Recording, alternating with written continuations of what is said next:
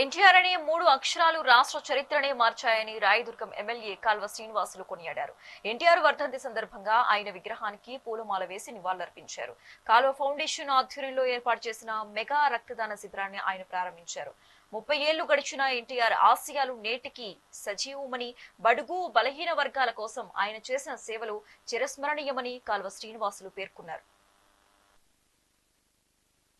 పేదవాడికి పట్టెడన్నం పెట్టాలనే మహదాశయంతో ఆయన చేపట్టిన పథకాలు ఇవన్నీ కూడా కలకాలం చిరకాలం గుర్తుండిపోయే కార్యక్రమాలు. అందుకనే ఎన్టీ రామారావు గారి 30వ వర్ధంతి సందర్భంగా నిర్వహిస్తున్న ఈ రక్తదాన శిబిరానికి పెద్ద ఎత్తున స్పందన లభిస్తూ ఉంది.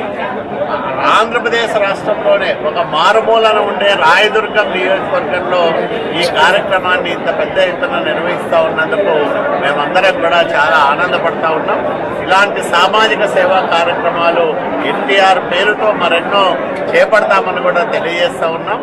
ఈరోజు రక్తదాతల్లో ఎక్కువ మంది మొదటిసారి రక్తాన్ని దానం చేస్తున్న యువతీ యువకులు ఉండడం చాలా ఆహ్వానించదగ్గ పరిణామం. ఎందుకంటే నేటి తరం సామాజిక సేవకు దూరంగా ఉంటుందేమో అనే అనుమానాలను పటాపంచలు చేస్తూ చాలా మంది యువతీ యువకులు ఈరోజు రక్తదానానికి స్వచ్ఛందంగా ముందుకు రావడం చాలా శుభ పరిణామం అని కూడా నేను మనవి చేస్తా ఉన్నా.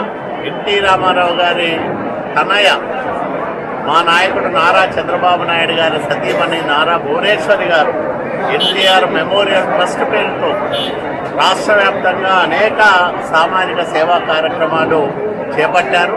పేదవాడికి పట్టెడన్నం పెట్టాలనే మహదాశయంతో ఆయన చేపట్టిన